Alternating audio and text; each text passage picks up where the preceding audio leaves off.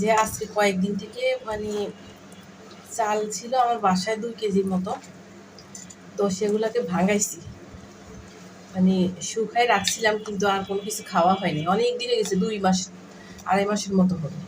তো ভাবলাম যে আজকে একটু পিঠা করে নিই। তো এখানে ওই যে তেলের পিঠা বানাবো, তাই আর কি আটা করে নিচ্ছি এখানে। তো এখানে চালের গুঁড়া আর হচ্ছে একটু ময়দা দিছি, চিনি, লবণ আর কুসুম গরম পানি দিছি আর কি। দিয়ে এখন এই ময়দাটাকে অনেকক্ষণ থেকে মাখাই নিচ্ছি। এখন এভাবে করলে হয় কি পিঠাটা ফুলে বেশি আর কি, তাই এভাবে একটু করে নিলাম আর কি। তো আসলে আলসি করে করে বানানো হয়নি কিছু, মানে আটাটা ভাঙাইছি পিঠা খাওয়ার জন্য আর কি। তো আর এই দিক ওই দিক কাজ করতে করতে আর খাওয়া হয়নি। আজকে ভাবলাম যে না, সবসময় এই কাজ থাকবে, একটু সময় করে পিঠাটা বানাই নিই। তো এই তো এখানে আমার আটা করা হয়ে গেছে, এখন আমি পিঠাটা ভেজে নিব আর কি তেলের মধ্যে।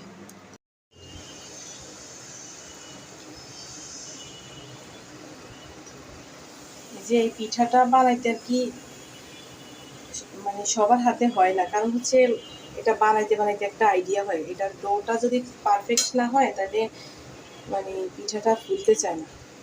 এই যে আমার আমার পিঠাটা ফুলছে, কিন্তু আমার মনে হইতেছে যে ইয়া আটাটা একটু ভারী বেশি, তাই আর একটু পানি দিয়ে আমি সামান্য একটু পানি দিয়ে আমি ইয়ে করে সামান্য একটু পানি দিয়ে আমি ইয়ে করে নিচ্ছি।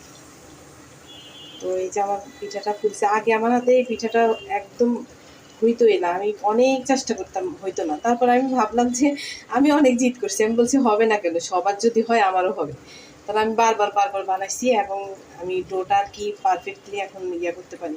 তাও এই যে অনেকদিন পরে বানাইছি, তো ওই যে কি বলে মানে প্রথম প্রথম আছে না, প্রথম দুইটা একটু আগুনের হিট বেশি ছিল, তো তখন এই যে আগুনের হিটের কারণে এখান দিয়ে এই যে টুবলি বের হয়ে গেছে, এখান দিয়ে একটু বেড়ে গেছে। তবে এটা কোনো সমস্যা নাই, যে ফুলছে ফুলছে পিঠাটা, কিন্তু এই যে পিছন দিয়ে আর কি এই জিনিসটা এই প্রথম দুইটার এরকম হয়েছে, তারপরটার আর হয়নি, দেখছেন সমান হয়ে গেছে।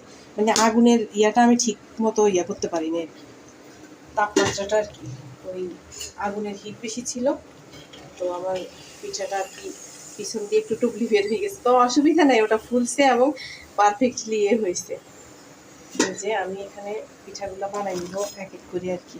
বারবার পিঠা দেওয়ার সময় ডোটাকে একটু এভাবে নাড়াচাড়া করে নিলে মানে পিঠাটা ফুলে বেশি, বাতাস ঢুকে ইয়ার ভিতরে, তো ফুলে বেশি। আর হচ্ছে অনেকক্ষণ এভাবে চাপের মধ্যে থাকলে আটাটা পানি আর আটা সেপারেট হয়ে যায়, তাই আর কি এভাবে বারবার করে নেবেন বানাইতে। আর এই যে